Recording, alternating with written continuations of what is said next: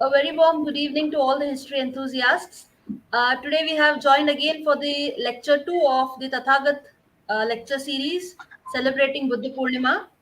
Our topic for today is Varna and Jati from the Buddhist perspective.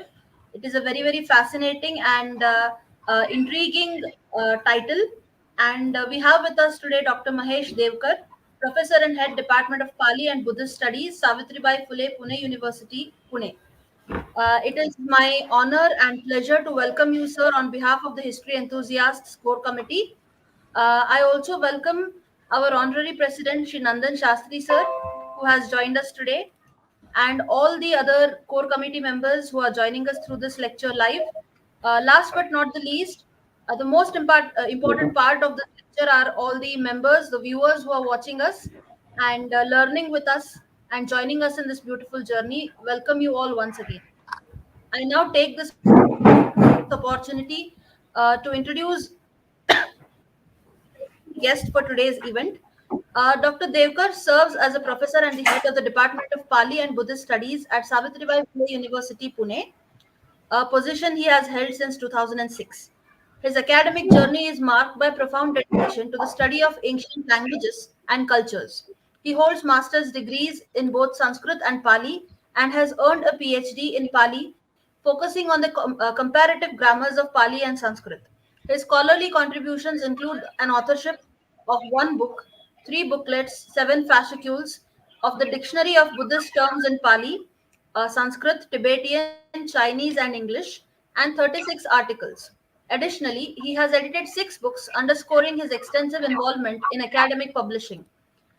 As an editor in chief, uh, in the Pune Indological series, a member of the editorial board of Studia Indo-Buddhica, and an editor of the Dictionary of Buddhist Terms in Pali, Sanskrit, Tibetan, and English, Dr. Devkar has played a pivotal role in advancing the study of Indology and Buddhist studies.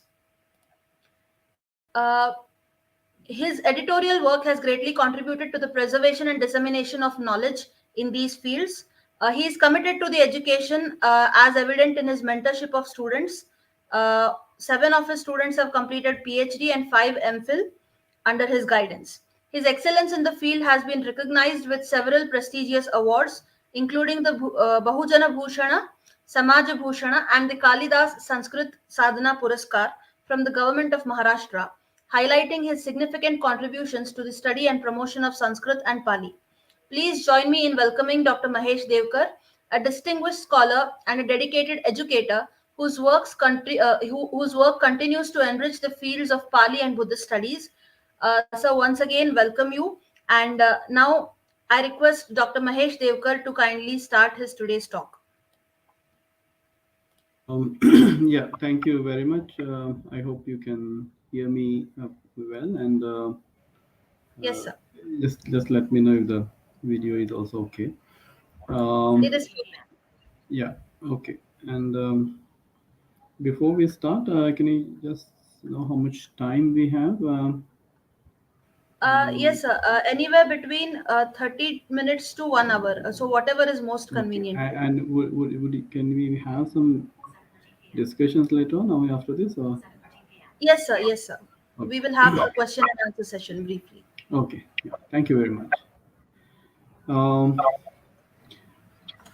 Okay, let me start. So, thank you very much to the organizers and especially to Professor Ravi Korishetji for having me with you, all of you today.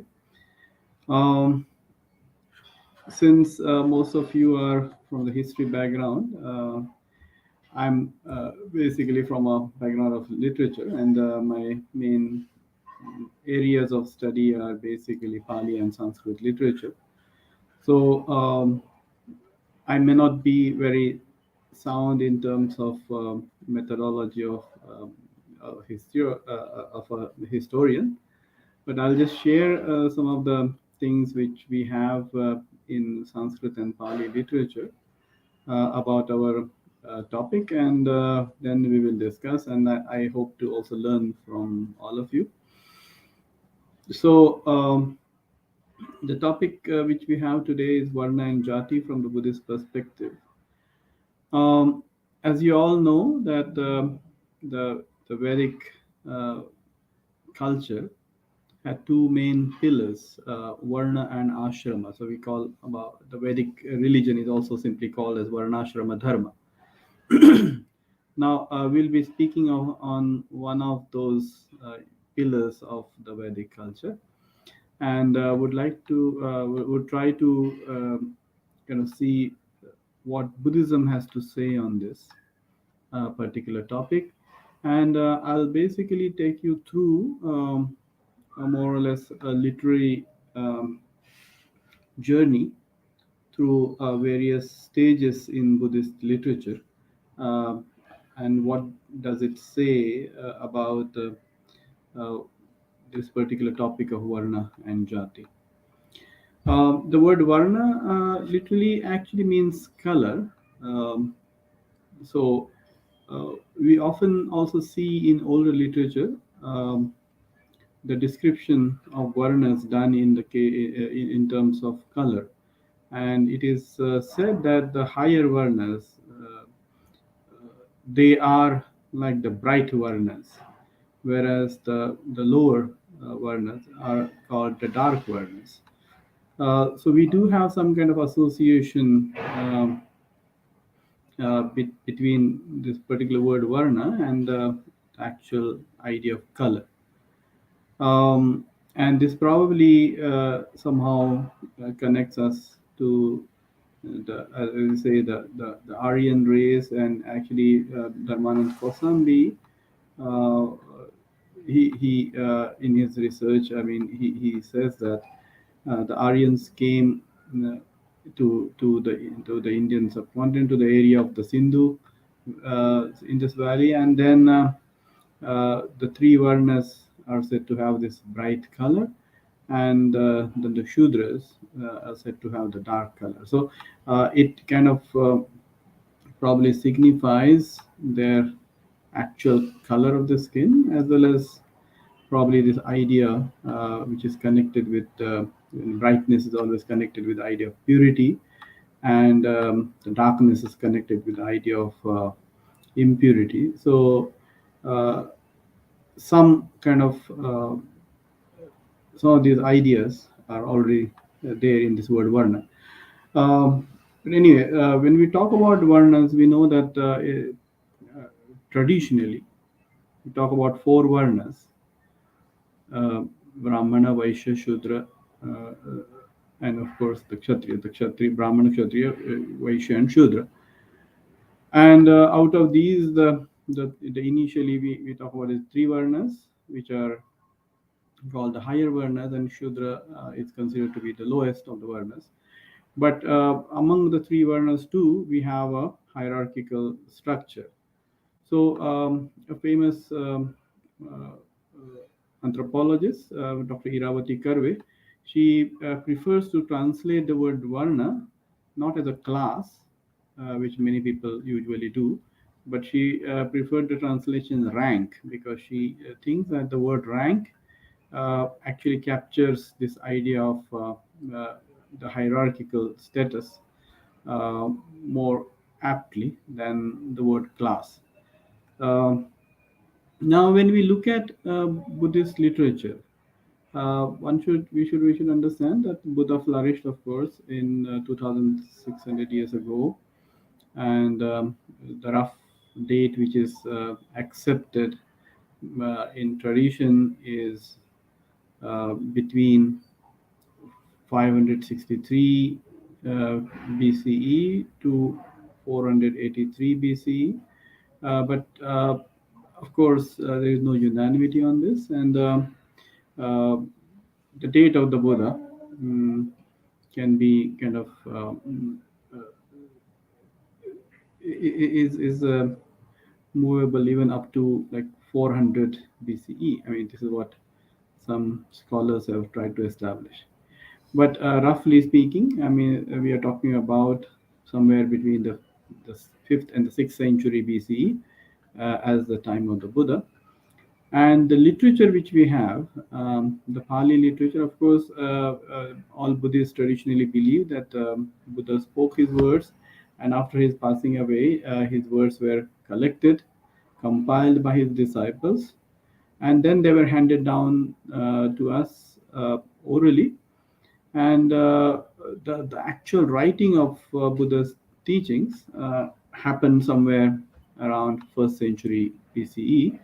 Um, so the Theravada tradition, which is considered to be the southern tradition, the more orthodox tradition, had its scriptures or had its Buddha Vachanas collected in the language which is called Pali. Actually, Pali is literally speaking, it means the words of the Buddha Vachana. And the language of those Buddha Vachana is also then called Pali. So when we say Pali, actually it means the language of the Buddha Vachanas. So this is the language in which we have the complete set of Buddha's teachings available to date. But that was not the only language used for preserving Buddha's teaching in the Buddhist tradition. Uh, the Buddha was very open as in terms of uh, languages, and he basically did not favor the idea of any sacred language or one scriptural language, but rather he was open, and he preferred to um, have his words, preserved and translated in different languages. And as a result, what we find today is that the Buddha's teachings are available in multiple languages. It is said by Vinita Deva, 8th century Buddhist scholar, that the Sarvastivadins have their canon preserved in Sanskrit. Um, the Mahasangikas in Prakrit, Samitias in Apabhransha, and and as we know that the Theravadins have their canon in Pali. So and apart from that, there are several Prakrit languages in which the Buddhist canon, the Buddhist teachings were preserved. Right in India, in Central Asia, and then these Buddha's words were also translated into many of the regional languages. They were then translated into Chinese, Tibetan, and so on and so forth. So there is a vast kind of spread of Buddha's teachings. Now, when we look at the Pali literature, which is considered to be one of the earliest preservation of Buddha's teachings, we see that these two concepts, I mean, varna, and then the related, another important concept is that of jati, which we generally translate as caste. But of course, there is a difference between varna and jati. Varna is a more, you can say, broader term. So there are only four varnas, but there are multiple jatis. And jatis, I mean, usually when we talk about jatis, these simply, as the word itself suggests, that this is something which is related to your birth. Jati is birth, and then anthropologists and sociologists, I mean, they to try to define caste, this jati in various ways. And as we know that jatis are endogamous groups. These are restricted to certain geographical areas. The castes have certain behavior patterns which are kind of in a way governed by their councils. I mean, what we call as the Jat Panchayats, or the elders in the community. Um, they live together. I mean, different castes can live together, but they hardly intermingle. I mean, except on certain occasions. But their relation with one another is more on the peripheral level. And as we know, that there is no usually uh, roti beti vyavahar, as they call it. So that means there are no intermarriages or there is no interdining, right? So and The caste usually has an hereditary occupation, though it is not exclusive to that particular caste. Um, so, and the last and the important thing is that these castes are also arranged in a hierarchical manner. So these are kind of, you can say, the basic features of what we generally call as caste, jati.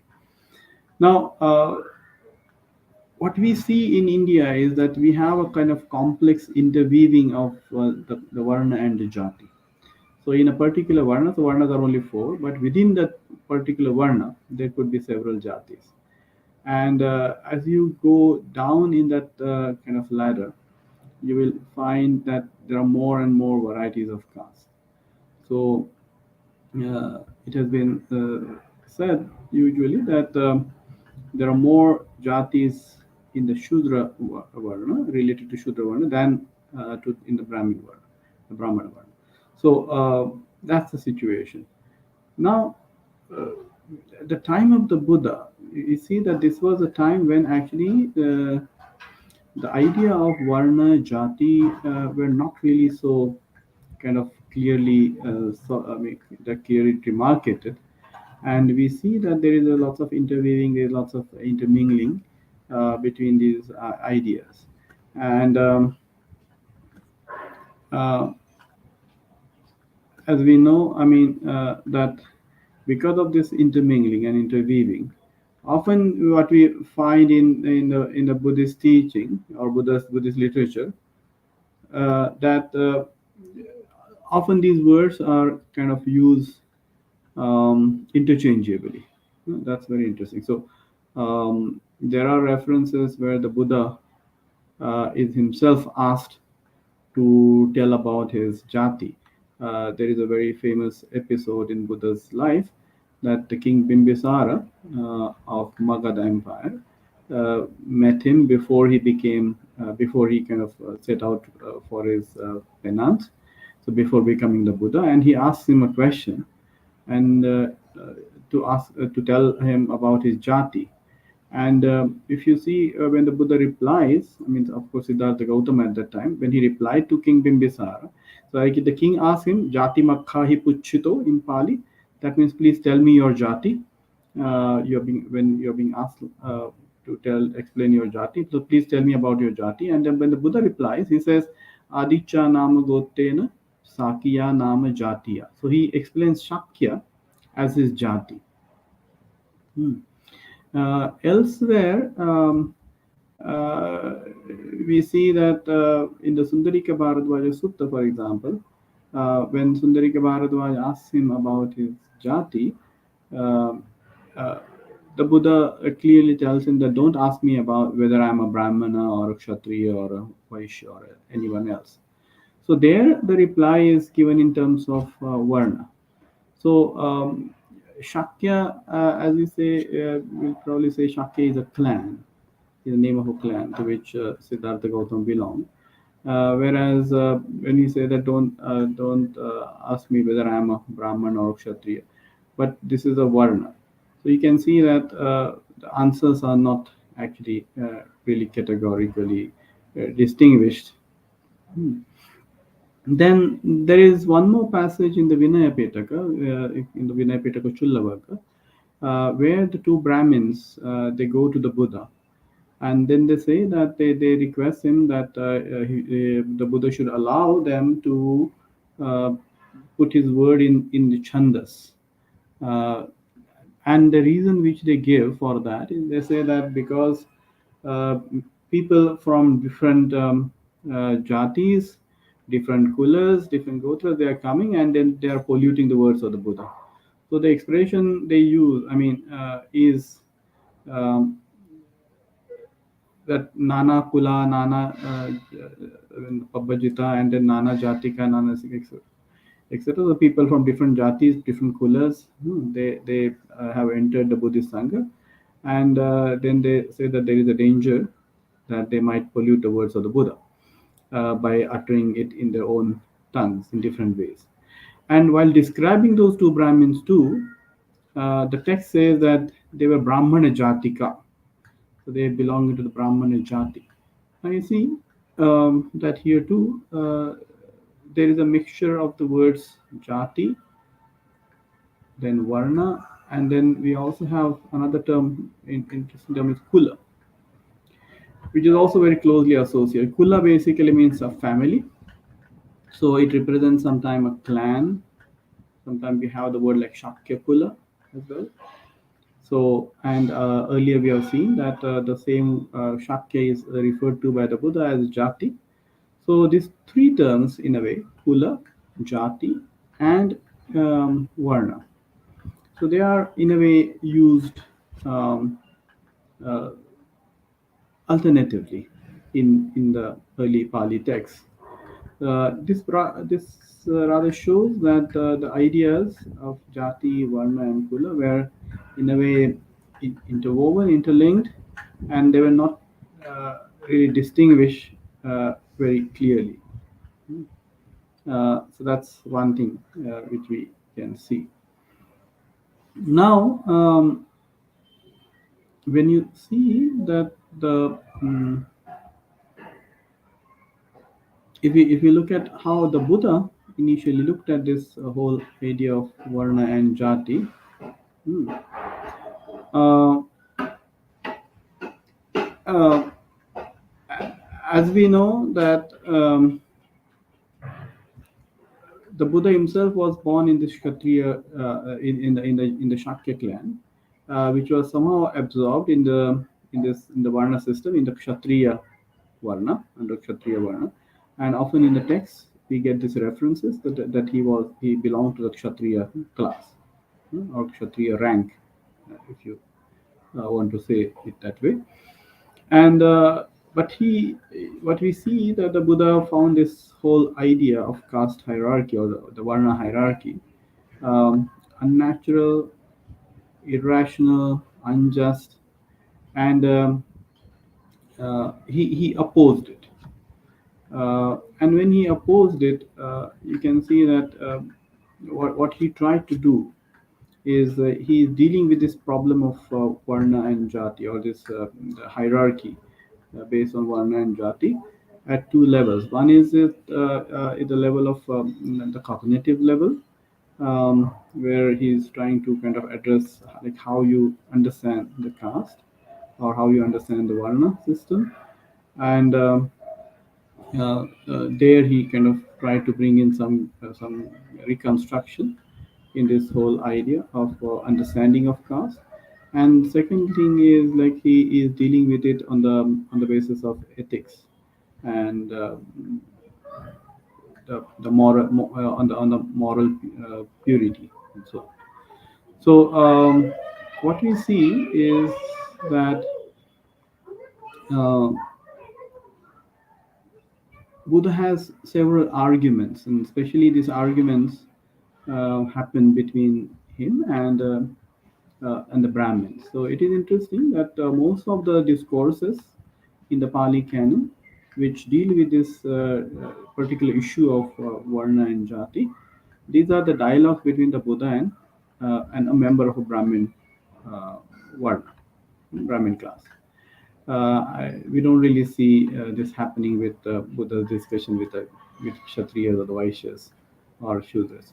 So that's very interesting. So and what we see is that very often a member of a Brahmin class goes to the Buddha and condemn him for not accepting Brahmin as a higher Varna. And then there are arguments, and if you look at the arguments of the Buddha, they are kind of arguments made on the very at different levels. One is, as I said, mm, um, just a minute.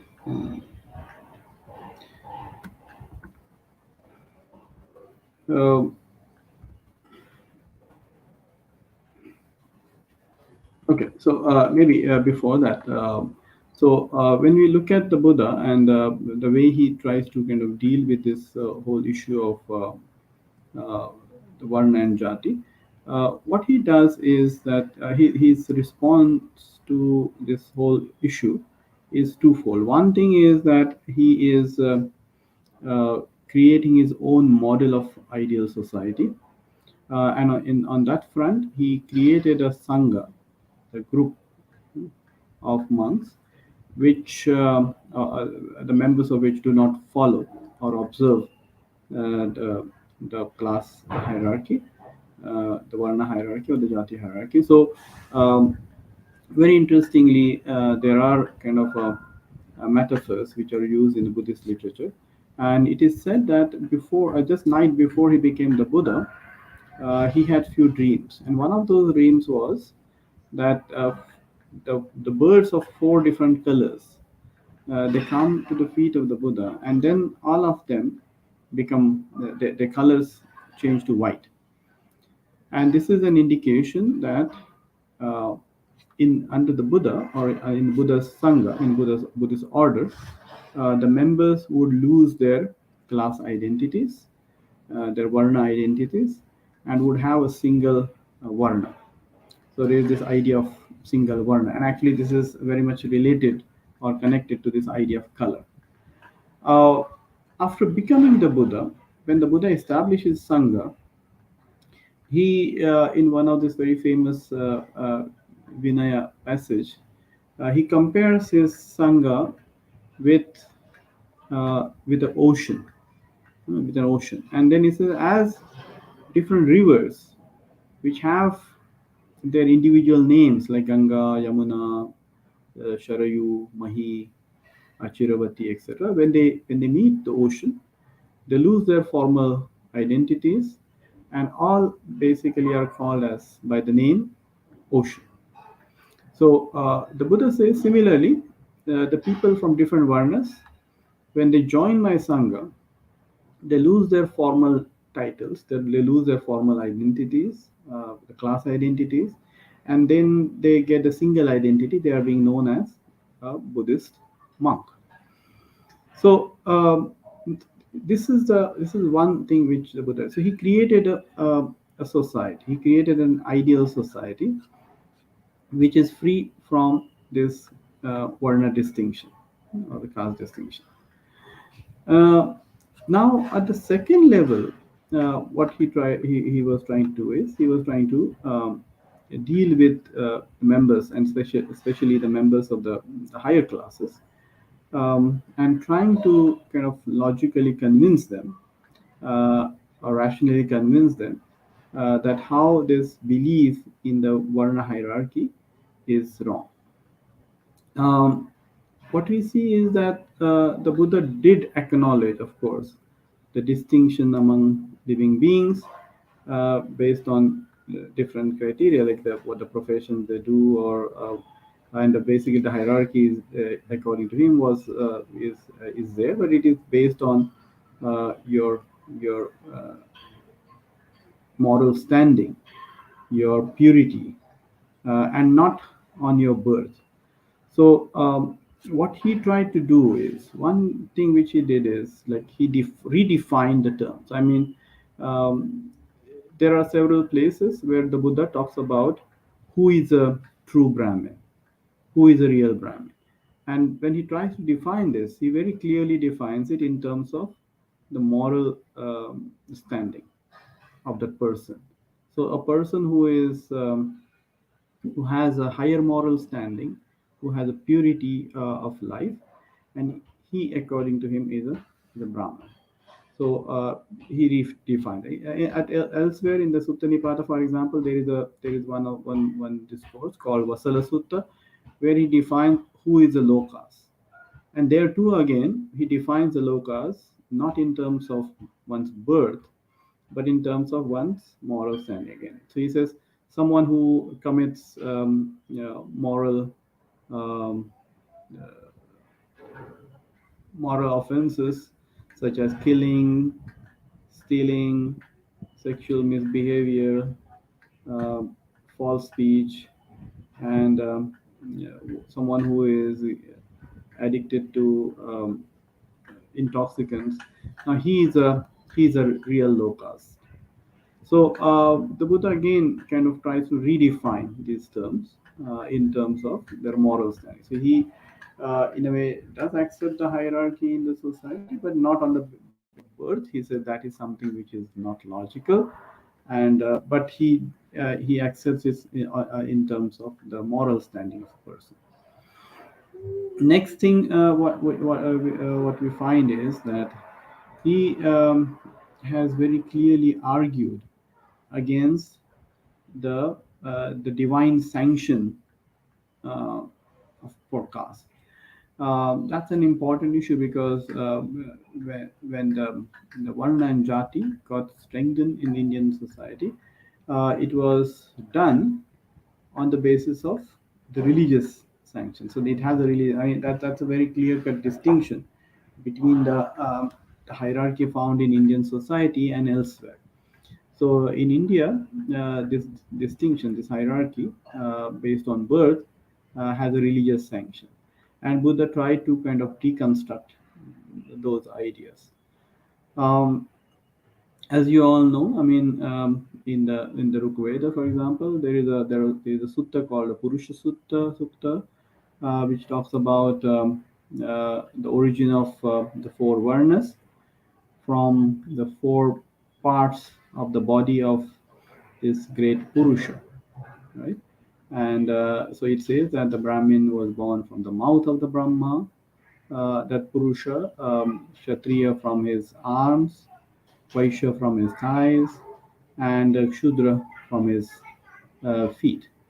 Now, uh, so this kind of uh, idea of divine origin of caste or divine origin of varna is something which the Buddha tried to deconstruct. Uh, he challenged. Hmm. Um, there is another thing which the Buddha challenged is the role of rituals and role of a priestly class. Um, so this is also important in terms of his response to the whole issue of Varna and Jati. And the third one is the Buddha's rejection of metaphysical ideas um, in terms of spiritual life of a person. Now, the Buddha's arguments, if you see, like there are discourses such as Asalayana Sutta or the Ambatta Sutta, where the Buddha tried to reject these ideas presented in the Brahmanic scriptures. So the first argument, the Buddha said that the Brahmins are also born in the same biological with the same biological process with which the other varnas and members of other varnas are born. So he basically rejects. I mean, he said that uh, therefore all the varnas are on the equal footing. There is no divine origin for for Brahmins, and so that's the first argument. The second argument, um, which the Buddha presents, is that he said that this particular distinction of in the varnas is not a universal phenomenon. So it's not something. If it would have been a God-given thing, then it would have been universal. But we don't see that.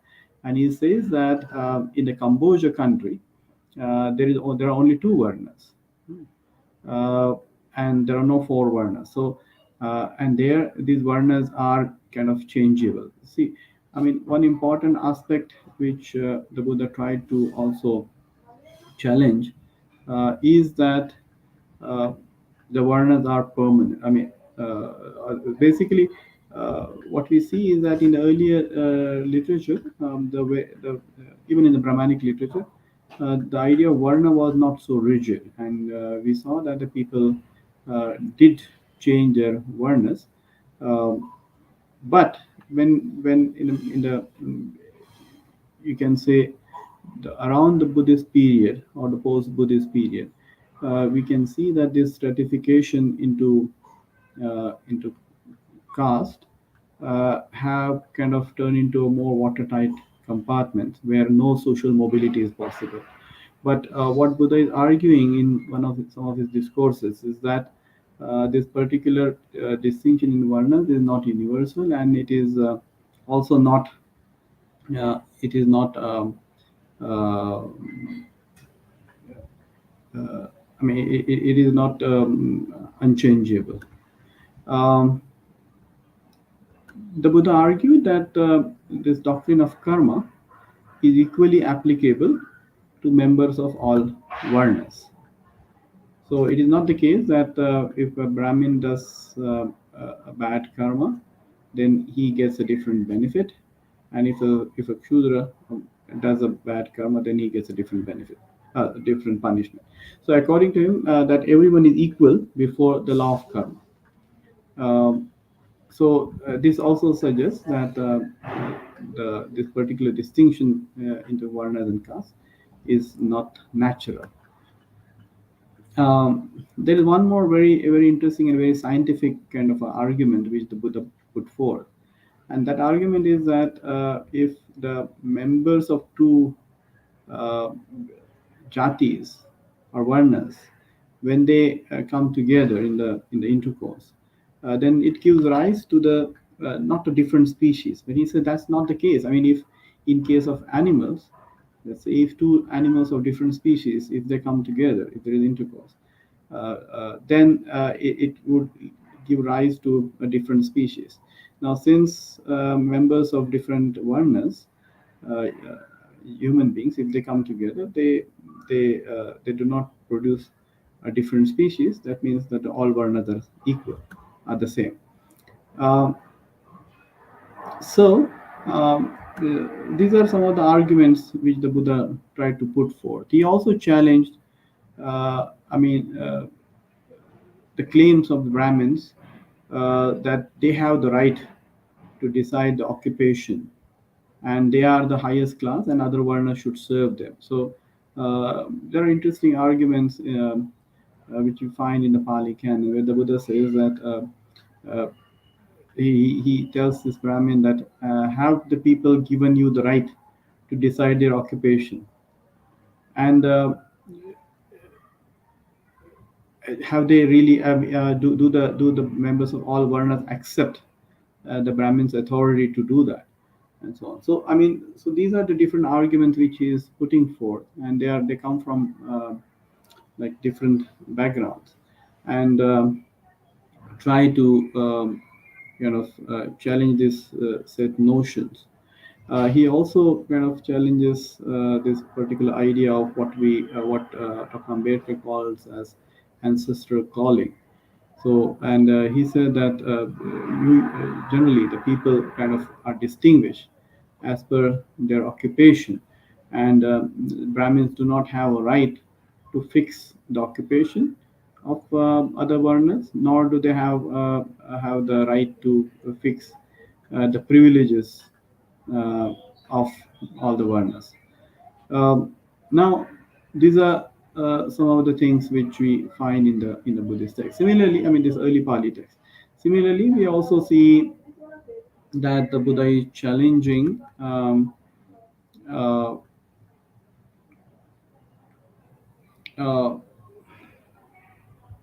uh, I mean the role of rituals, and the so he rejected basically the efficacy of the yajna, which was kind of a which was the core of the Brahmanic religion. So he said that the sacrifice is not the means to liberation. So it is inferior, and then what is more important is the purification of mind. So in this way, I mean, he is also trying to challenge the role of rituals in the religious life, and thereby the role of priestly class in one's religious life. Um, he also challenged, in a way, the law. I mean, this particular principle of karma in his own way. I mean, though Buddhism believes in karma, you can see that by karma, your birth and your occupation cannot be simply decided by what karma you do in your past lives. I mean, there are suttas traditionally which do talk about that. Okay, when you do good karma, you're born in the good at a higher varna. But at the same time, it also kind of lay emphasis on there are discourses which lay emphasis on uh, your moral karma and then its moral impact. Um, um, so this is what we see in the early Pali texts or early Buddhist discourses, where this particular idea of uh, the idea of mm, the class hierarchy was challenged. And what we see is that in Buddha's own sangha, he specifically took certain measures which tried to kind of dismantle this the system of the varna or the caste hierarchy. As a member of a Buddhist sangha, one has equal right in terms of his opinion. He has equal status. Uh, I mean, doesn't. I mean, it is irrespective of his past caste background. The Buddha kind of gave, I mean, introduced certain practices into his sanghas. For example, there's a practice of sapadana charya. Sapadana charya means one has to go for alms house to house, and he cannot make any choices while he is going for alms. Similarly, there is a practice of uh, eating together and then sharing one's food. So it is called samvibhaga. So monks are supposed to, collect alms from different houses, and then they are supposed to put it together and then divide equally and then share. So this this particular idea, which was very closely connected with the notion of caste, is that it prohibits interdining. Now, this is something which the Buddha tried to kind of do away with through such practices. In the Buddhist Sangha, everyone has equal right as per his seniority in the Sangha, and not as per one's past background. There is a very interesting story that when six members of Buddha's own family were about to enter the Sangha, and what they did is, I mean, with them also there was their barber called Upali, and when they wanted to take the initiation into Buddhist Sangha, they asked the Buddha that that he should give initiation first to Upali, and then to those Shakyan princes. And the reason is that because once Upali gets initiation before them, he becomes their senior, and once he becomes their senior, they were kind of now they are supposed to bow down before him because he is a senior to them. So the respect in the sangha is given according to one's seniority and not according to one's own caste or varna background. Now, so some of these measures which the Buddha adopted in his sangha, they kind of helped him to create a society which was free from the caste distinctions. However, one has to still accept that in the outside world, because I mean, this equality was there in the Buddhist Sangha, and outside the Sangha, the Buddha was just trying to educate the members of society and trying to kind of rationally convince them uh, how this notion of varna and caste uh, has no real um, rational behind it. There is one more interesting fact which we should remember here. I mean, we were talking about language. Uh, it is important to note that both, I mean, the Buddha and also the Mahavir, the founder of the Jaina religion, both of them, I mean, consciously made use of local languages to propagate their teachings. And then, especially the Buddha, as I already mentioned, that he opposed this whole idea of a single sacred language or single scriptural language, and he, in fact, allowed his followers to learn his teachings in their own tongue, thereby kind of removing that barrier. Now, why this is important? Because what we see is that in the Vedic tradition, when the right to learn the Vedas was restricted to initially to the three varnas, and then in fact it also got restricted to the higher varna only. What we see is that these Vedas were in they were composed in a particular language, I mean the Vedic Sanskrit, and they were not allowed to kind of make any change, not to even to translate this. So this has kind of made this knowledge made access to Vedas restricted to a particular community, to a particular class, and the Vedas were not accessible to everyone in the society. Now, that in a way is something which is also linked with the policy which the Buddha adopted regarding language, and this will become more clear later on when we talk about the Tantric tradition in Buddhism.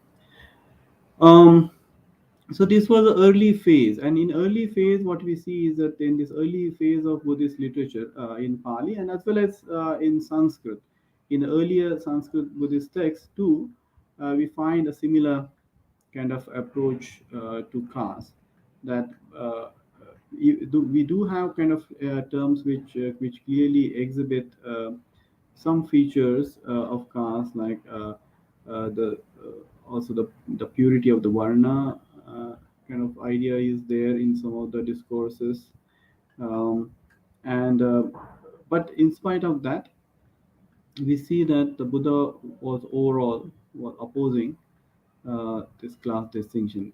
In the text called Lalita Vistara, there is an interesting episode where it is said that Siddhartha Gautama's father, Shuddhodana, is looking for a bride for his son. And he tells his ministers that you should go and find out a girl who is virtuous, and you should not look for uh, her varna. And he says, because my son is interested in virtues and um, not in the kula. You know? So what we see is again a very interesting thing, because as we know that as I just mentioned that when we talk about caste, endogamy becomes an important feature of caste, and where intermarriages are not allowed, and that is the issue even until now. Like when we say that the caste structure is so strong that people are not ready to marry outside their caste. And but on this background, when you see that in Lalita Vesara, Shuddhodana is asking his minister that they should not really care for the varna, but they should actually care only for virtues, while searching for a girl for marrying Siddhartha Gautama. So now, this was the early Buddhist approach, which is very much rational and which is very much against this whole kind of idea of caste distinction. In the later period, though, I mean, basically in the period of commentaries, though this basic principle was still there, but still, what we see is that occasionally from back door we see some kind of ideas creeping in, and there were ideas such as, for example, they said that the Buddha is only, or Buddha and his chief disciples, they are only born in the higher classes. So this is something which we find in the later commentarial texts in the Buddhist tradition itself. So even though it's a fact that the Buddhism never closed its doors to the members of all varnas in terms of their entry into the sangha, but still we see that there are some ideas like this, that the Buddha and his and his chief disciples are only born in either as or Brahmins or Kshatriyas, because these are the two higher classes.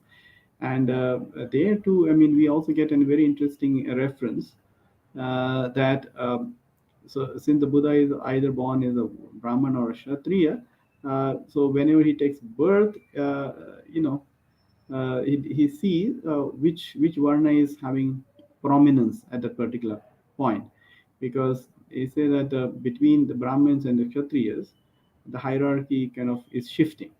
So sometimes Brahmins are on the top, sometimes Kshatriyas are on the top. And in such situations, like if the Brahmins are on the top, then he will be born in the Brahmin class. If the Kshatriyas are on the top, then he will be born in the Kshatriya class. So some of these ideas we find in this some of the later texts. We also see that uh, there is uh, there is importance given to Kshatriyas. I mean, some of the texts also talk about. They say that the Kshatriya is the best among the the bipeds. But I mean, what we get a general impression from this text, that this kind of two alternative views about the hierarchy between the Kshatriyas and Brahmanas, the shifting hierarchy between Kshatriyas and Brahmanas, can be clearly seen in some of these texts. But as a core doctrine of Buddha, we can see that he was not really in favor of any such hierarchy. And as I already mentioned earlier, that when Bimbisara asked him about his jati, he told him that he belongs to the Shakya jati. But later on, after becoming a Buddha, when the Brahmin called Sundarika, Bharadwaj asked him about his caste. He very clearly says that don't ask me about my caste. I mean, you should not ask such questions to the Arhats, because they probably they transcend all these things. But I mean, at the same time, as I said, in the later texts, later Buddhist texts, we do see some of these ideas coming in, which in a way can be seen as a step backward in terms of the caste discourse. However, now when we come to the tantric state of Buddhism, we have a very interesting text. The text is called Kala Chakra Tantra.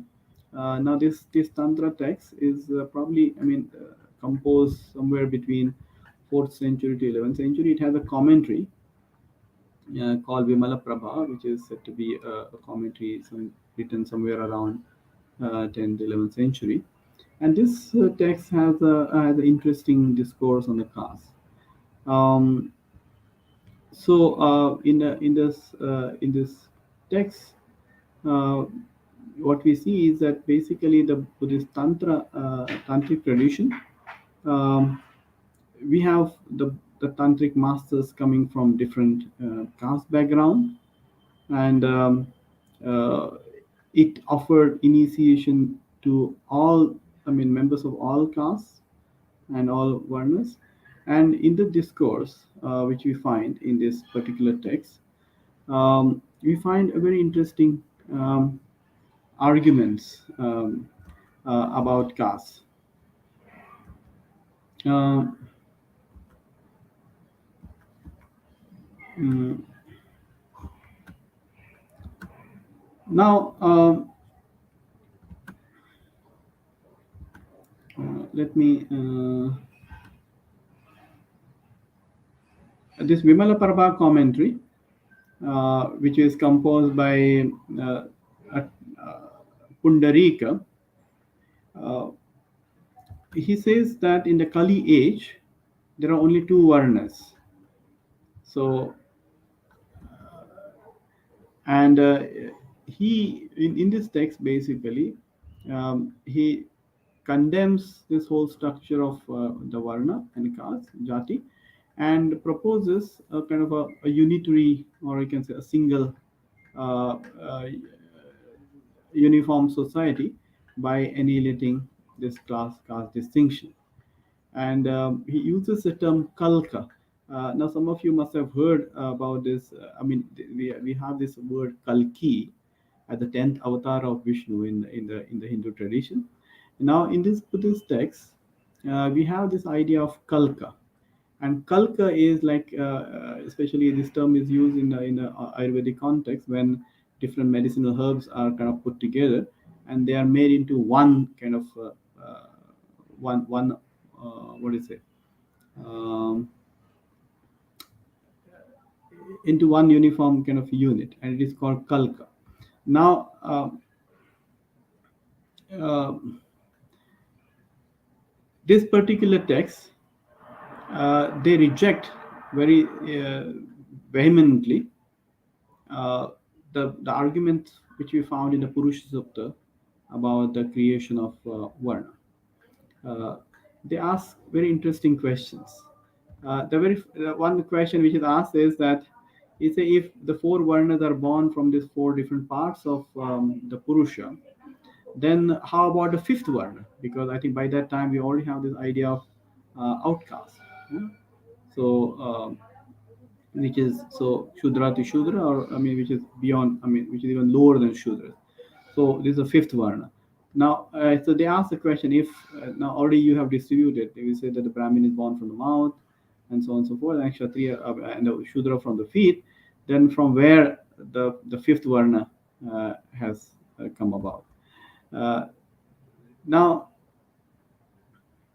second interesting argument is like, they say that if the Brahmins are born from the mouth, that means the Brahmin male and female both are born from Brahma's mouth, or this Purusha's mouth, and he said then they would become brothers and sisters because they are born of the same they come from the same origin. And in that case, if they marry, then that is just like following the Mlencha Dharma.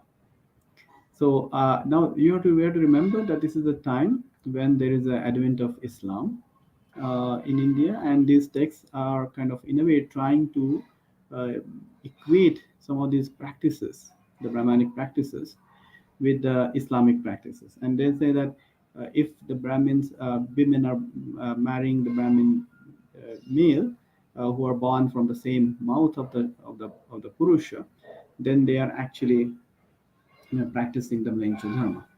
Um, then the next another argument, he says that if there is just one creator, and if all beings are kind of the progeny of the same creator, then there cannot be four different varnas, because then just like children of same father cannot belong to different varnas. Um, then there's another argument which says that you cannot even say that okay, they belong to different varnas because they are born from different parts of the Purusha. He says because and they give a very interesting analogy. He says that the fruits which are which come from different parts of a tree, uh, they cannot be distinguished as in terms of their class or their status. So um, and this text again argues that people from different varnas, they do not show any physical distinction or any qualitative distinction. Um, Vimala Prabha also criticizes the ritual practices, especially the bloody sacrifices, and it says that if there's a very kind of satirical stanza ascribed to Shukra, which says that if one achieves heaven by cutting off trees for sacrificial pose, and by killing animals for sacrifices, then please tell me by doing what one would go to hell. So um, now uh, this text very strongly criticizes, and he says that this particular idea that the Vedas are apaurushaya, and actually that this particular the idea of caste comes from the Vedas, um, and it comes from the Brahma, is a false doctrine, and it is just made to exploit the lower caste. Um, uh, and it say that therefore this doctrine of Brahma, Vishnu, and Ishvara, that is Shiva, should be rejected. This Pundarika gives the story of Kalka, and he gives this particular story of this king Yashas, who by his miraculous force uh, asked the Brahmins to convert to the uh, Vajra Dharma, basically a tantric religion, tantric initiation. And there is an interesting idea that he says that since people imitate Brahmins, the higher class, if the higher class gets converted to this Vajra Dharma, that means to the tantric initiation, then all other varnas or the castes will also follow them, and this is how we can ensure a unitary society.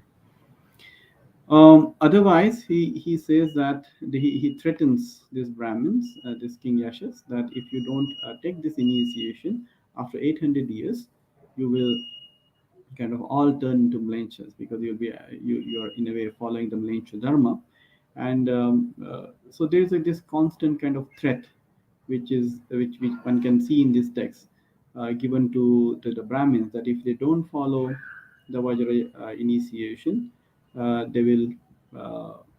will become the same as the Mlenchas. So basically, they'll be same as the followers of the Mlencha Dharma. There won't be any distinction between them and the Mlenchas.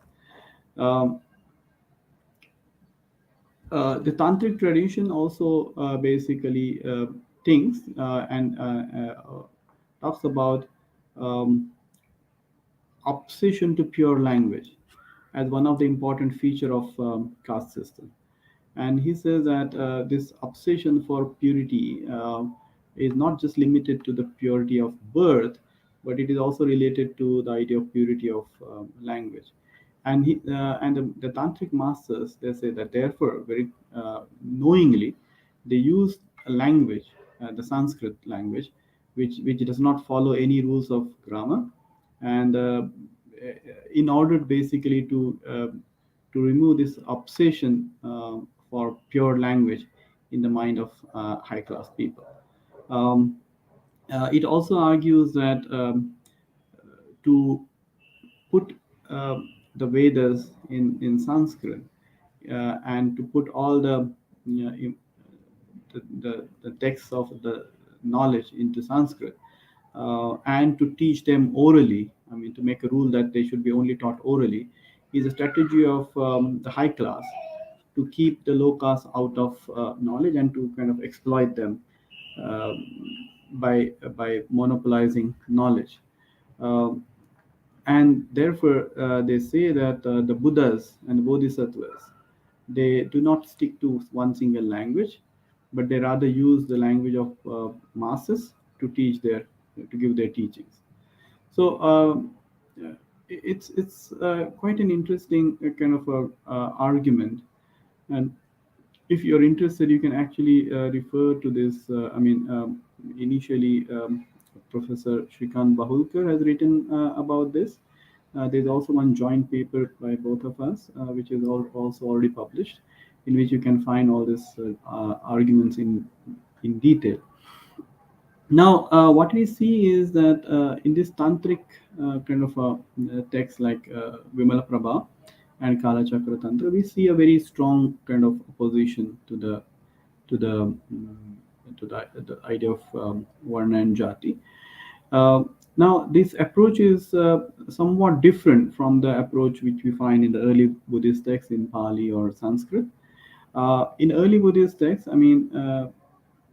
what we see is that the Buddha is kind of having a dialogue with members of the higher classes and discussing with them and trying to prove to them how belief in the caste hierarchy is irrational, is unethical, and so on. But he is not kind of employing any kinds of threats of conversion to Islam. I mean, of course, at that time there was no Islam, but there are no threats, other threats. Or Buddha also has never kind of shown to use any of his miraculous powers to convert Brahmins or other people to the Buddhist sangha. Um, you also see that he whenever he is having a dialogue, he is not saying anywhere in the early text that this is a conspiracy of the higher class, which we see in the later text, in the tantric text. So he's rather saying that, okay, I mean, the Brahmins are having these notions, and this is their ignorance. I mean, this is ignorance on their part. But he is not really accusing them of having any kind of conspiracy against the low caste. Um, and as I said, I mean, in the later texts, we can very clearly see a threat coming. A threat of that which is in a way posed in the light of the advent of Islam in India. So uh, these are some of the important kind of highlights, one can say, of this particular discourse. Um, just to sum up, I mean, we can say that the idea of Varna and Jati in the early Buddhist texts are not so well defined. They're not, in a way, uh, very clear cut. There is no clear cut distinction between them. There is rather an interweaving between these two ideas, and therefore also overlap between these ideas. Um, we can see that in early Buddhist texts, we see a very clear-cut opposition to the caste, the hierarchy based on caste, and these are kind of dealt with in a very scientific manner. So the Buddha has put forth all his logical arguments. His policy seems to be twofold. One is uh, for those who are ready to quit their earlier religion and are ready to take a new path. For them, he has created a model of a Buddhist, ideal society in the form of Buddhist sangha, where no caste distinction is observed. And for that, he has adopted certain policies. One is like you give your formal titles. Now that is very interesting. I mean, when I have written in one of my other paper where I talk about the connection between the early Buddhist discourse on caste and the neo Buddhist discourse on caste, especially that put forward by Dr. Ambedkar, that many of these ideas which we find in the early Buddhist discourse kind of are also touched upon by Dr. Ambedkar in his modern discourse on caste.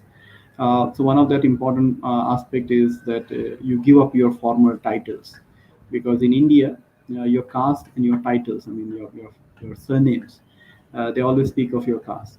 Actually, I was just 2 days back. I was in one of the programs in Mumbai about it was again a celebration of Buddha Jayanti, and there a Buddhist monk, he addressed the audience, and while addressing the audience, he said that if you really want to get rid of your caste, you should give up your titles. And so, I mean, I really found that very, very interesting and telling, because this is what the Buddha was saying, that when you enter the Buddhist Sangha, you lose your formal designations, your formal titles, and you are then only known by your Buddhist name, Buddhist title, or as a member of the Bhikkhu Sangha. And Buddha created a kind of mechanism in his Sangha where the rights and privileges given to a monk are kind of based only on his seniority in the Sangha, not on his caste or background.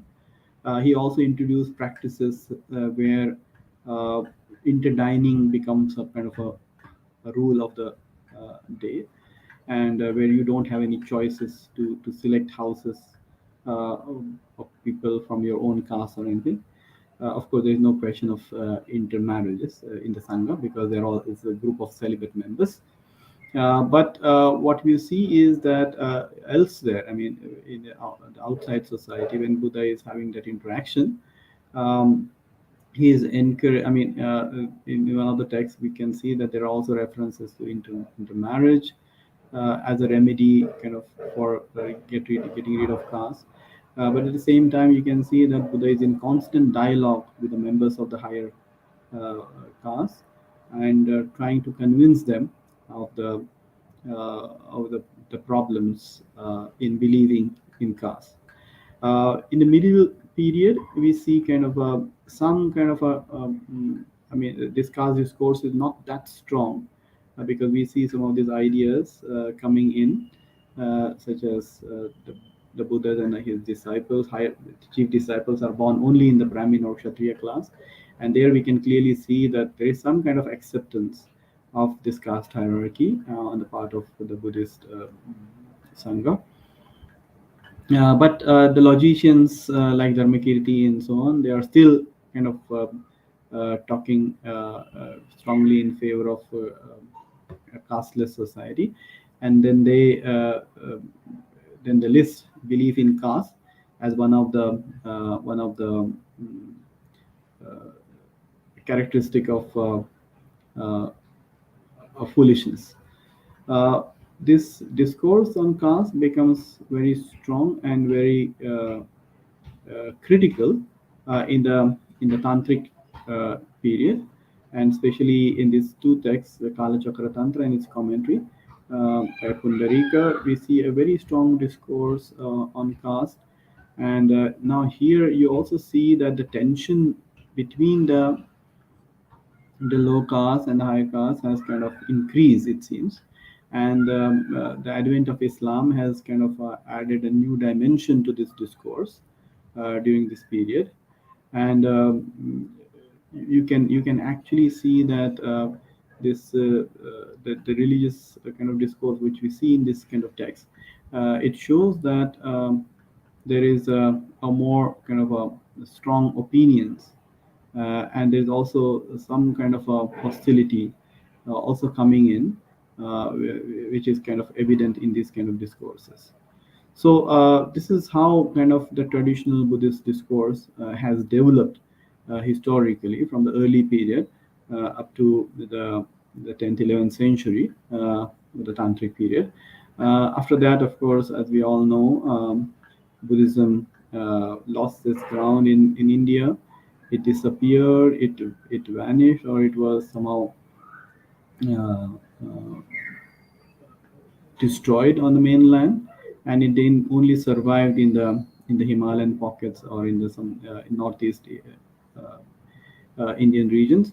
But from the mainland, it lost its ground, and this is where this whole discourse on caste also, in a way, uh, got lost, which is a very unhappy thing. I mean, in terms of Indian society, because Jainism, so to say, though initially it also kind of opposed caste and had this casteless nature of its sangha, but later on, what we see, that unlike the Buddhist texts, in the Jaina texts, there were special rules made in their Vinaya, in their the monastic rules, where admission to into the sangha for some lower caste was prohibited. That did not happen in case of Buddhism, but I mean, these two main players, you can say, which opposed the caste system in India, kind of Buddhism lost its ground, so Buddhism disappeared from India, and Jainism did not remain that vocal or strong to oppose this menace of caste and the Varna hierarchy. And that was the period when, after 11th century, we can see that the caste system became quite strong and stubborn, more rigid in India, and the history after that, I think, is quite well known. So thank you very much for giving me this opportunity. I think I'll now stop here, and if there are any questions, we can discuss them. I'm sorry because I could not really use my laptop because I had to just use the same device for speaking and for seeing my material. But anyway, I think if there are any questions, I'll be happy to discuss. Thank you Thank very you much. so much.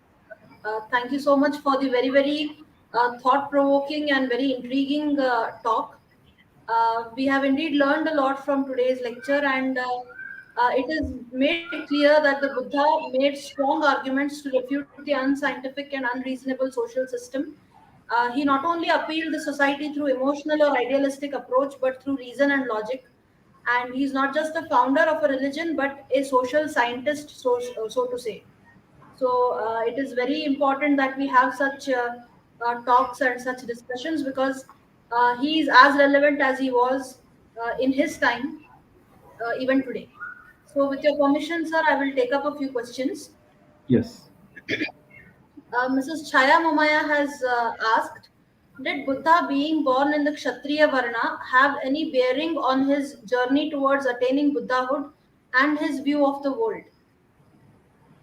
Um, See, we cannot say that he had some bearing, but what we see is that when Buddha's journey is depicted, if you see a Buddhist in the Buddhist literature, you will see lots of imagery which is related to Kshatriyahood, right? For example, Buddha is called Dharmaraja.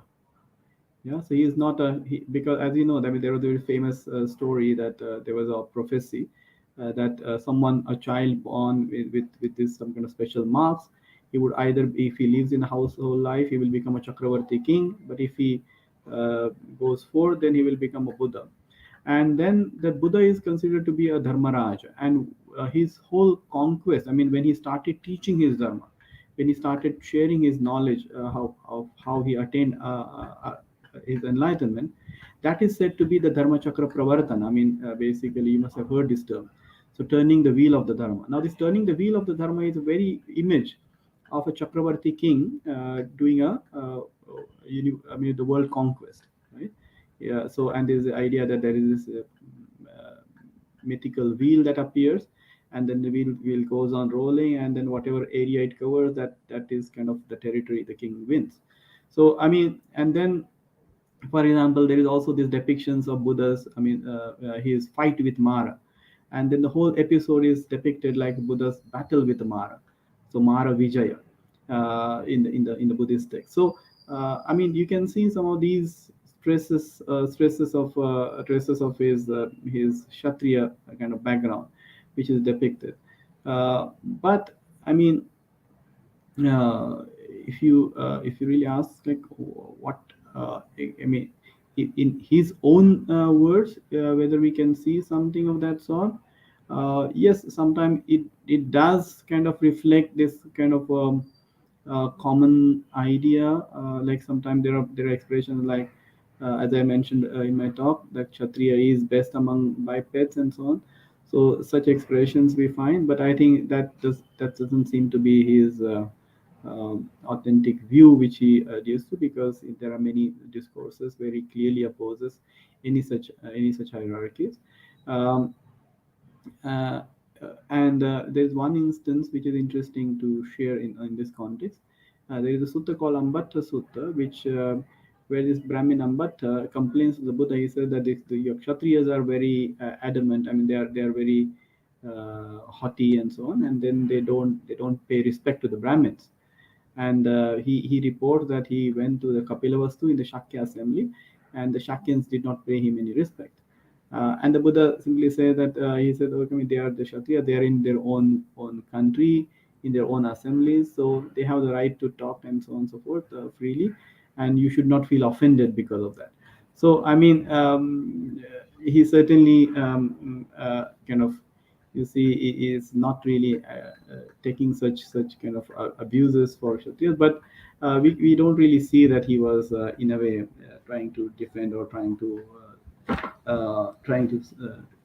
glorify the Kshatriyas in any way. Yeah, I mean, this is what we can say. But I mean, Buddhist literature does really show lots of impact of the Kshatriya imagery on in the literature. Absolutely, sir. We can also draw a parallel with Jain literature, which also, to some extent, has similar imagery of Kshatriya Varna. Sir, another sorry for the interruption in my network. Residents of the Sangha were known as bhikkhus. Does the Yeah. book Vinaya Pitaka contain rules for the Buddhist Sangha? Yes. It does. So Yes, basically, sir. as we know that there are three Pitakas: Sutta Pitaka, Vinaya Pitaka, Sutta Pitaka, and Abhidhamma Pitaka. So there are three, you can say, sections, divisions of the Buddhist scriptures, and the Vinaya Pitaka is exactly about the discipline for monks and nuns. So it also has two parts, basically rules for monks and rules for nuns, bhikkhunis. Thank you, sir. Sudeep ji has asked, he's from Kerala, very thought provoking lecture, sir. How is caste viewed from the perspective of Neo Buddhism? Are there any changes in the views from since Buddha? You see, I mean, like for example, if you look at Dr. Ambedkar's whole, discourse on this particular topic, initially, I mean, in his writings, I mean, it's very interesting. I have this paper which I mentioned. Maybe I can later on share with Ms. Mamaya, but and then we can probably share with if there are anybody who's interested in this topic. But I have exactly the paper on this thought, this connection between early Buddhism and Neo Buddhism on the issue of caste. And what we see is that Dr. Ambedkar's initial discourse on the caste is kind of not rooted in Buddhism, but on the final days when he wrote his Buddha and Dhamma, for example, he very much linked his discourse on caste with the discourse of the Buddha on the caste, and he tried to show like how many of these ideas are very much there. I already mentioned to you about this giving of this titles was one aspect. Then Ambedkar also kind of shows like how Buddha was against. I mean, he very categorically kind of brings in the discourses of the Buddha where he opposes the caste hierarchy.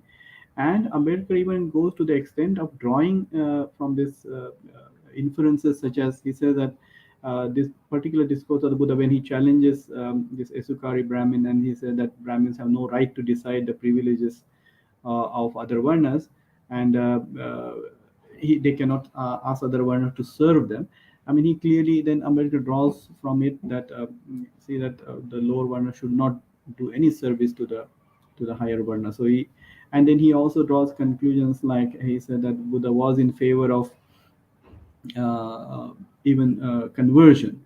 And as Buddha, in a way, at that time, he encouraged people to give up their former religions and to take up the new life. Of course, at that time, this new life was in terms of entering the sangha, and Dr. Ambedkar was in a way trying to tell his modern audience that Buddha was in favor of conversion, and he was encouraging people to give up their old religion and challenge the religious scriptures, which were trying to kind of justify uh, caste with and by and by giving it a religious sanction. So I mean, there are very interesting parallels between the two. Of course, we can certainly say that Dr. Ambedkar took this discourse on caste much more further and gave it finally a kind of a more brought it in a very constitutional uh, framework, gave it that kind of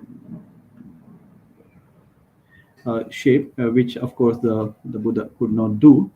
So his reforms were in a way limited to the kind of social reform and the reforms in the sangha, in terms of sangha, but he could not do much on the political front, which Dr. Ambedkar could achieve through Constitution of India. Yeah. But Thank you. I will share if this paper if you're interested. It was actually published in Routledge, There is this volume on in Routledge about the caste, and in that I have this article. Absolutely, sir. I would be very much grateful to you if you could share it with me.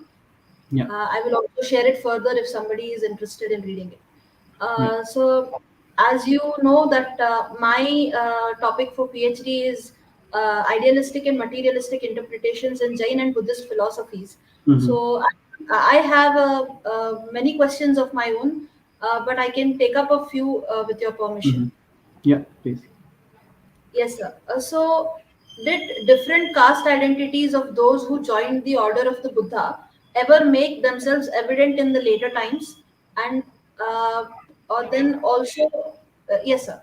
That is one question. Yes. Yeah, so actually, we do see, I mean, in some of the discourses, like for example, the Therigata, where monks and nuns are sharing their life stories, and there you can see that they clearly kind of sometimes make a reference to the life before they became monks, and how we changed their life. For example, there is this very famous Sunita Theragata, where the Sunita was actually he was a uh, uh, uh, uh, he was a kind of a garbage cleaner, and then he reports about how kind of lowly life he was living before joining the sangha, and then he very in the end of that Therigata, he says that after he became an arhat, even the Brahma and Indra came and saluted him, and then when they did that, the Buddha had this lovely smile on his face. So I mean, in discourses like this, we do get to some of these like references to their past lives. Um, yeah. Yes, sir. Thank you. You have already touched on this question, which I am now going to ask. But if you could elaborate, what was Buddha's take on endogamy? Um, like, see, as I said, I mean, we don't really have many references about this topic. I mean, but one thing is quite clear that in one of his, I mean, some of his arguments, where he talks about that. Uh,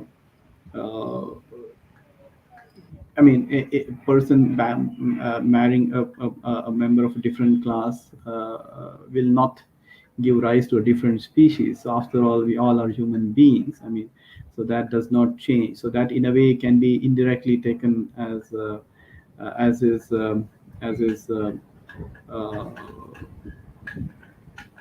it shows that he was kind of yeah, he was not seeing anything wrong in that.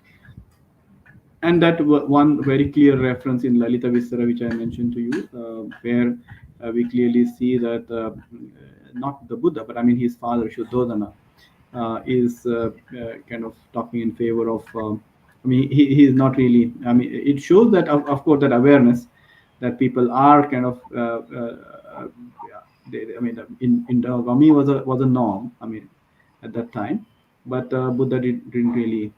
I mean, not just Buddha, but even his father didn't really care for it, and that is because his son, he knew that he values virtues rather than his class.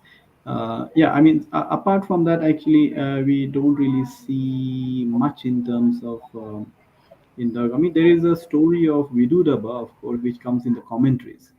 Vidudaba was the son of Prasenajit, who later on got the power in of the Kosala king, empire, and he was ridiculed because he was the son of a Dasi putra, and he was looked down upon by the Shakyas because of that. So and then the conflict related to that. I mean, that whole story is there in the. So there you can see some of these things very clearly.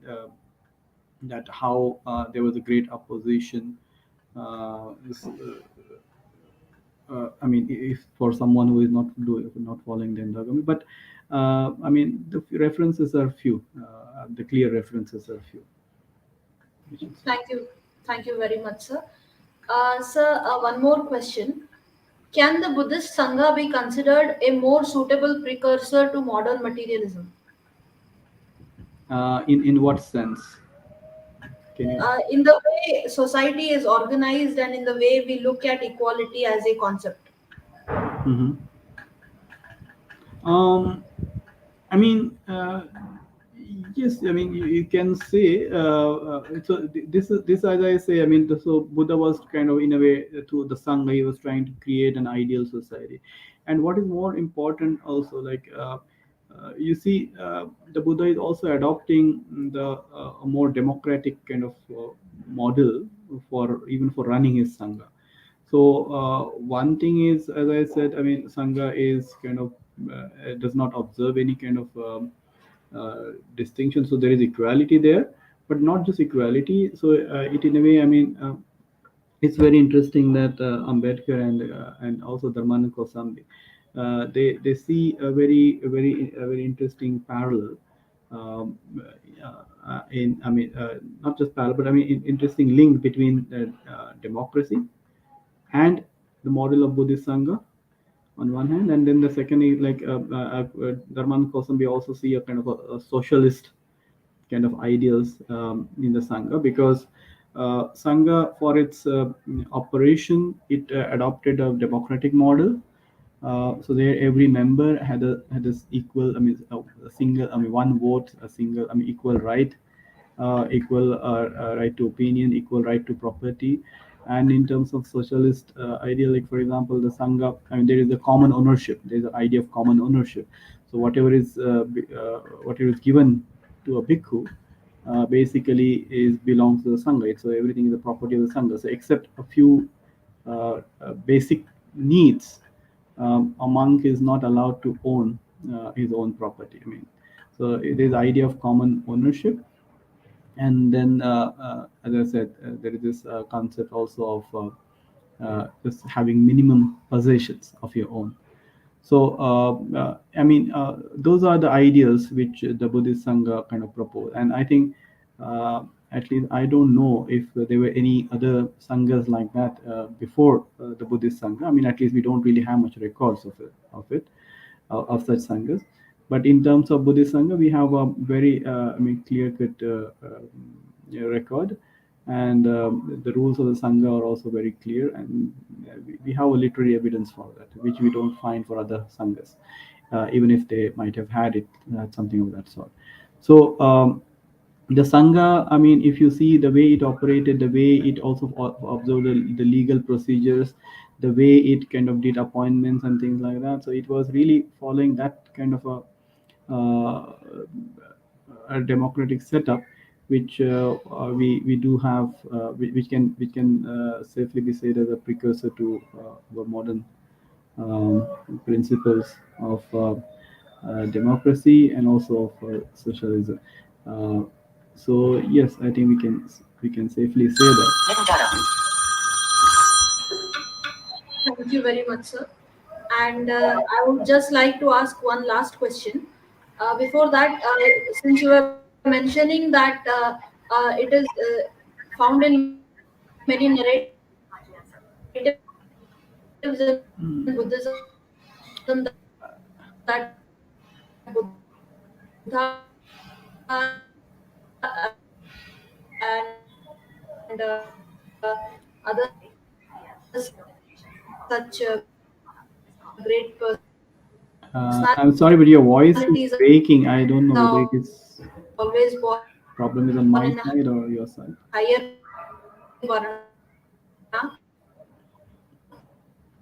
I'm sorry, I could not get your question. I mean, your voice was breaking for me. Uh, Uh, Manali, if you write on the chat window, he I can think really. Ravi's voice Yeah. is very clear. Uh, yes, I'm sorry. So Now it it is is better. mentioned in Yeah. many of the Uh, yes, it is mentioned in many of the Jain narratives also that a Tirthankar is always born in the higher varna, and usually Kshatriya is considered the highest varna in many of the Jain literature, which was written post Mahavir. But I also see that there are many similarities between Buddha's Sangha and Mahavir's Sangha. what made the two sanghas different and the two systems different in your opinions? See, I mean, one has to understand that both basically were the Shramana Sanghas, right? So, I mean, from that point of view, they had many things in common, and I think there's a ample scope to believe that basically the Jaina Sangha was in a way kind of served as a model, because Jainism was, I mean, uh, before Mahavir, of course, Parshvanatha was there, and he had his sangha as well. So, I mean, it is not the case that the Buddha basically invented this the sangha for the first time. So he already had those ready models, which he adopted for his own sangha. But at the same time, I mean, he also introduced uh, some modifications, some changes in his own sangha. Um, and I mean, as I said, uh, in terms of rules of, I mean, uh, there are differences in particular rules. I mean, for example, in rules in terms of dressing, in the rules in terms of accepting alms, and so on and so forth. And these are actually very clearly given in the Vinaya Pitaka. So I think there are some studies, the comparative studies of the rules, monastic rules of these two orders. Um, so actually, in principle, there was, I mean, I don't see a kind of vast difference between the two the sangha structures. Uh, but I mean, what happened later? I mean, in terms of the two sangha. I mean, the Buddhist sangha, in a way, I think was uh, how can I say, because it did spread much more because of some of the uh, more liberal approach in many of the cases, in terms of, for example, dressing, and so on. In terms of his linguistic policy, in terms of, I guess, translation policy and things like that, and also in terms of, I mean, I think it did not remain that rigid. I mean, as compared to the Jaina Sangha. So there was less rigidity in terms of rules. And the Buddha always kind of also was very considerate about the interaction of the sangha with the society, with the lay people society. And so in many of the Vinaya rules in Buddhism, we can see that they were actually changed or modified, considering the viewpoint of the ladies. And actually, these have nothing to do with the spiritual progress of a person. But when he saw that some things are not really agreeable to the lay people, and if they really don't really hurt his the core teachings, then he was quite open to make changes. So I think that the Buddhist Sangha was more open to such modifications. That is one thing. It was not so rigid in terms of its rules and regulations. I mean, for example, a very simple thing about the rules of about eating, or rules about, like, this ahimsa, for example. So this can be given as some kind of pointers, which show. Um, I mean, the more you can say liberal approach of the Buddhist Sangha as compared to the Jain one. I mean, I have not really studied this topic much in depth, but I think there are studies on this. I think you can probably refer to them. Thank you very much, sir. I also want to add that in terms of organization, we see there is a difference Yeah. because the Sangha is more of it has more of a socialistic approach, whereas the Jain Sangha is based on more individualistic rules and regulations. So I think that could Oh also be yeah, one of. yeah, yes. Yeah, you're right. I think that's also one of the important point. Yes. Thank you very much, sir. There is one last question. When did Buddha become a part of the Dashavatara of Vishnu? This is asked by Um, Sudeep. yeah. I mean, you see, I mean, to go really to the history of this is quite a, difficult task. But I think um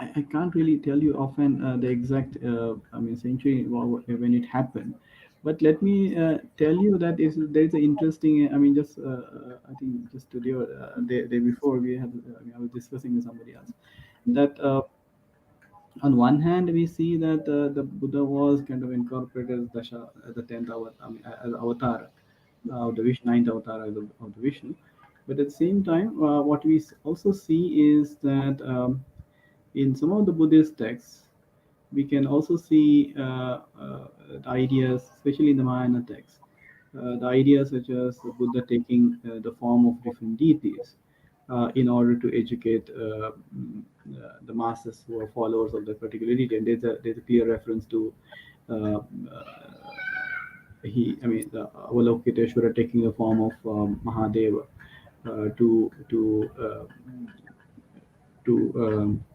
in a way to teach to the followers of Mahadev and so on. So these kind of ideas were going on, and I mean even in the Buddhist literature we see that the deities of the Hindu or the Vedic pantheon were kind of incorporated, and they were kind of placed second to the Buddha, of course, all the time. And the Buddha is the supreme uh, uh, uh, being, and even though all these gods belonging to the Vedic pantheon, they were subservient to him. So this kind of ideas were there, and then later on, at some point, we see that the Vishnu, I mean, Buddha is accepted as Vishnu's 10th avatar. So, I mean, textually, we'll really have to see which was the first reference to it. I mean, right now, I don't really recall exactly. So, I think I'll better pass this question instead of speculating on this. Uh, yeah. Thank you so much, sir. That was the end of the questions. And if anybody else has any questions, who the viewers who are going to watch it later on, you can always post the questions in the comment box, and we will get your answers for you. Sir, it was really very thought-provoking, very intriguing, and very fruitful discussion also, followed by the, I mean, after the lecture. And I want to thank you for giving us your valuable time, because I think I took up a lot of your time in the question and answer session. No, Uh, it's my pleasure. So, thank you very much. yes. So I now request our honorary president, Shri Nandan Shastri sir, to propose the vote of thanks.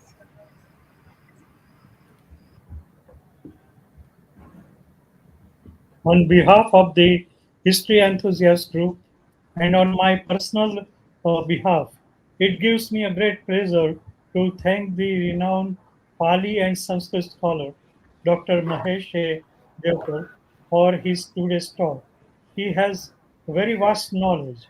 I should also thank Ms. Manali Momaya, President of the History Enthusiast, for giving introduction of Dr. Deokar. I thank Ms. Nidhi, the Vice President, for doing the publicity of today's webinar.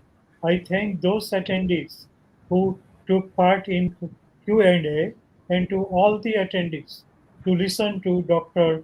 Devkar's talk. Thank you very much.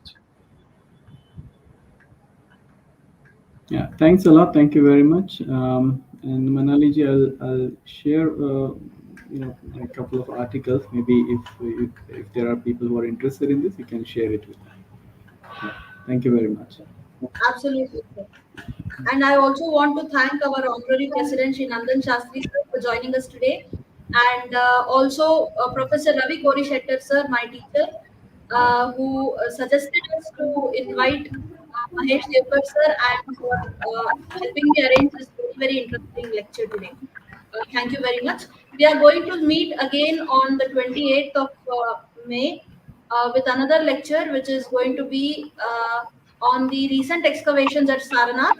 And our resource person is going to be Dr. P.R. Mani, who is currently the Director General of National Museum, Janpath, New Delhi. So I request all the participants, all the viewers to join us again on 28th. The time is 4:30 p.m. and we will share the link and the poster, the flyers very shortly. Thank you all. We are signing Thank you off very here. much. Yeah, thanks a lot. Yeah. Thank Bye you, sir. bye. Yeah, good night.